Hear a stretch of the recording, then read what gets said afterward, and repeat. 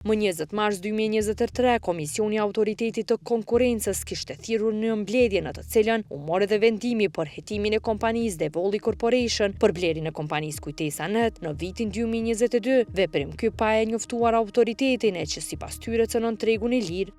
Hetimi është duke ndodhur për një përqendrim të panotifikuar.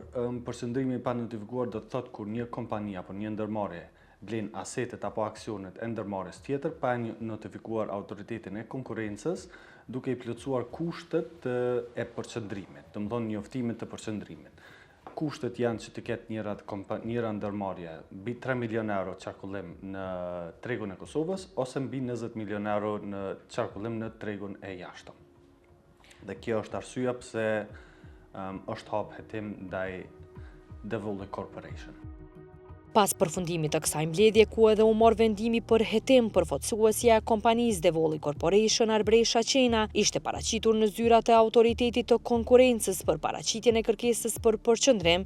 Së pari, udhëzimi administrativ për notifikimin e përqendrimit thotë shumë qartë që njoftimi, kërkesa për përqendrim duhet të ndodhë para se të ekzekutohet kontrata apo para se të nënshkruhet kontrata.